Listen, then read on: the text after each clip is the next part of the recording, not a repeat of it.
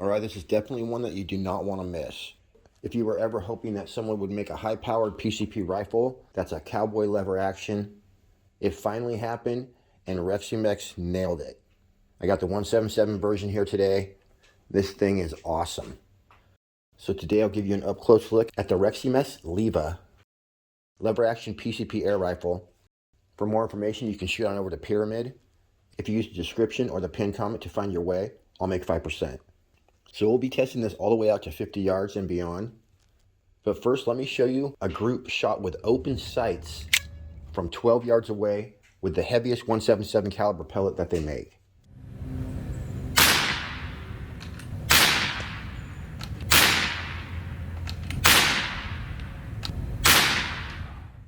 Slip on the trigger, but this is another crazy group, guys. Let's go check it out. Holy crap, you guys, 12 yards away, but that's with open sights right there. Wow, so that was the 16.20. This does have an onboard regulator and a nice little plenum.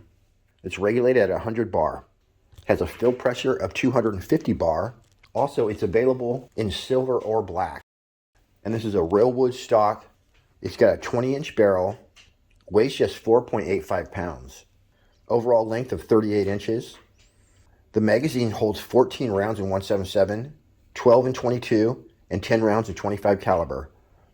Has an adjustable rear sight, and you can also tweak the front sight from right to left if you need to. Has an air tube capacity of 105 cc's. The air tube's actually above the barrel. Having your barrel under the tank does not slow this gun down at all. So it comes with open sights, but you also have an 11mm dovetail rail on top, so you can add an optic of your choice.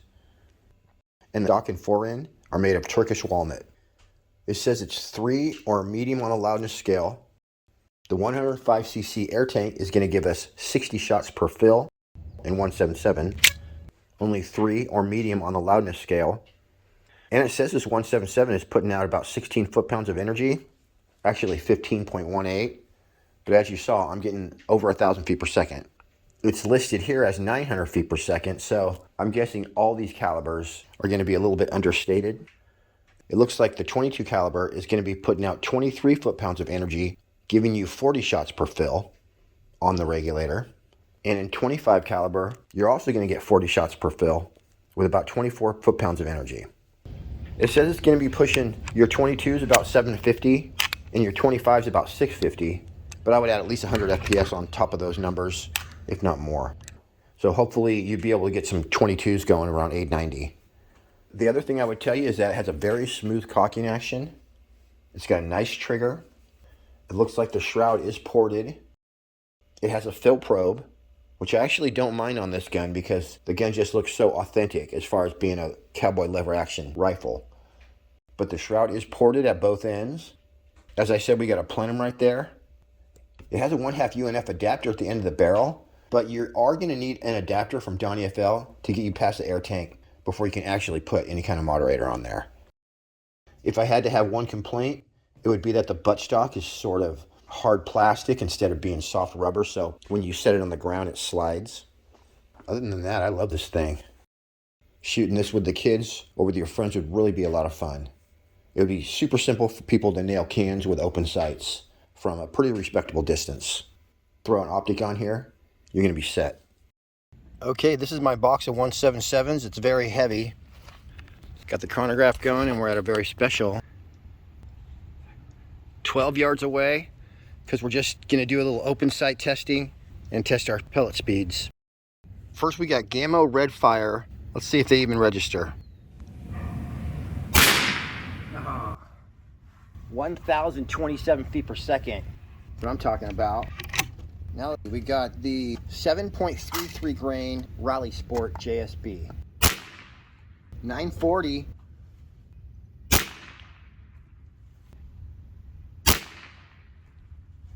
Look at that grouping with open sights, you guys, with a bunch of different pellets. These are the 13.43 grain JSB. Stacking pellets, doesn't matter what size. All right, 16.20. Wow. More same hole in it. All right, let's see if I can sight down there. I realized every time I do something, I spend the majority of the time looking for tools instead of doing something. So I went ahead and bought like a $500 tool set. All right, looks like it was an H5 64ths.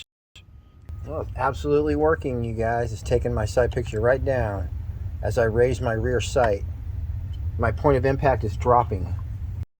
We're getting close, you guys. This might be a one-shot sight in. A little bit high, but we'll do a group.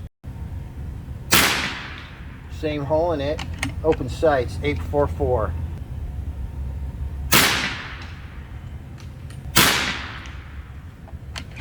My best friend growing up, he had better than 20/20 vision, like 22/22 or something like that. And he could shoot little tree branches in half with his 22. He was a real sharpshooter.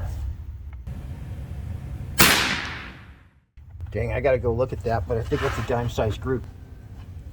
If we needed to move right or left, we could loosen our barrel band and just touch it a smidge, and that would do that. But I'm just gonna shoot the 10.34 grains.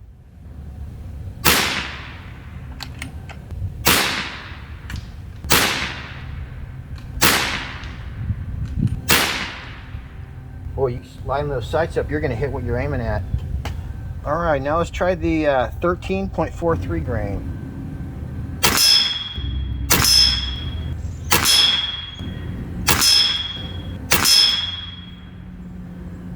I have to go look at that. Holy crap, what the frick? Dude, just did that with open sights at 12 yards away with a 13.43 grain. Wait till we put a scope on this thing. All right, 16.20.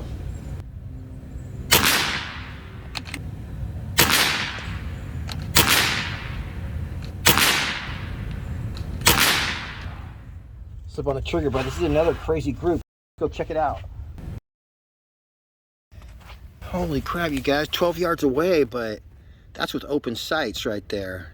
And it's a good thing I wasn't sighted in completely because I still had my bullseye to aim at. Wow, so that was the 16.20, 13.43 grain redesigns, and the 10.34s with the 8.44s right there. All that shooting just brought us down to about 150 bar. I did clean this gun with ballistol before I shot it. It wasn't too dirty, but about halfway through this video, I don't remember when, I had a decrease in accuracy, and I cleaned it one more time and it totally took care of it. So if you see your accuracy drop off at any point, just go ahead and clean it. The rear sight came off easily with just one screw. And then I installed a Hawkeye scope on some tall dovetail scope rings. And we set up at a very special 26 yards away, we'll call it 25. No, we're not even filming down there, but let's see here. Darn, we do need to come over a little bit more.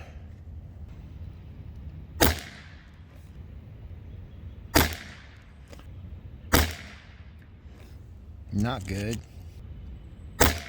Fortunately, I have what's called no limit scope rings on here, so I can loosen each one of these and slide that up and down a little bit. And I think that since my clickers are in the middle now, I'll probably get some better right to left. We should be able to tune this in. Haha, it wasn't in the grass. Okay, so it just took a tiny little gap like that, and we're tuned in. So now the crosshairs are pointing where I want them to, and my scope is at its optical center. That bullseye right there is like half of a dime. Holy crap. All right, here we go.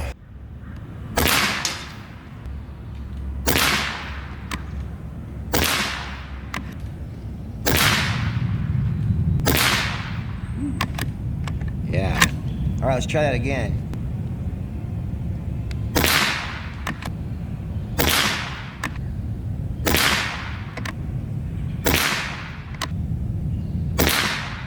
All right, you guys, I think we better just move this out to 35. That was ridiculously awesome. 25 yards away, my first official group with the scope on there. 26 yards actually. 10.34 grain, that's 5 shots. This is at 35 yards away, and I made the mistake of thinking this liked the heavier pellets. So it took me a second to get sighted in, but this still did pretty good with the 13.43 grains. All right, let's do one of these official group. It's a 13.43 grains.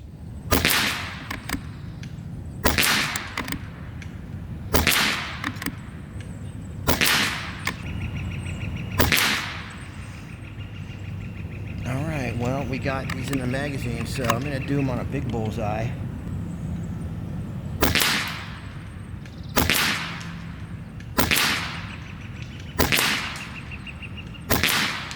Wow, still, I think a dime-sized group.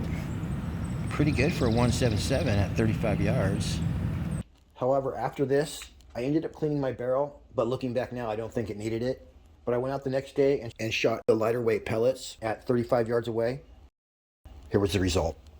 All right, a nice calm day. And this time we're set up at a very special 35 yards away, nailed it. All right, 844, where are we gonna hit? Good enough, I'm just gonna shoot a group of these. 900 feet per second.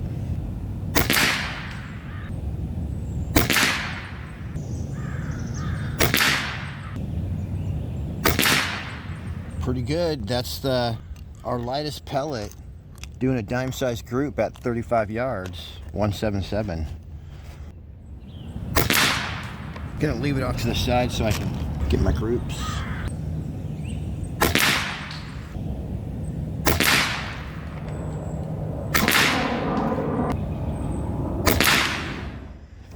Dime-sized group.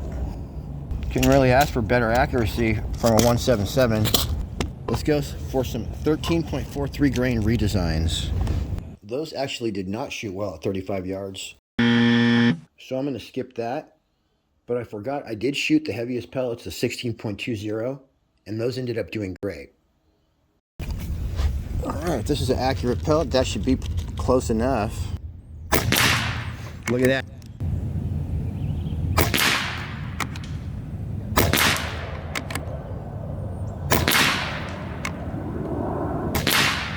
Holy crap, that is a badass 177 group at 35 yards. Sorry my scope cam wasn't better, but I didn't take the Reximex Lieva to 50 yards. Not because I can't do it, just because I ran out of time. But this seems to be a great gun. Reximex is, by this time, known for their accuracy. Every single gun that I've reviewed from them has been a real straight shooter. I would mention that this has a smooth trigger, a really solid, smooth cocking action. As far as being backyard friendly, my 177 here has a little bit of a crack, but you could turn it backyard friendly with the addition of a moderator. You'll just have to hit up Donnie FL for a 1/2 UNF threaded adapter. All right, everybody, I appreciate you tuning in. Till next week, happy shooting. We'll see you in the next one.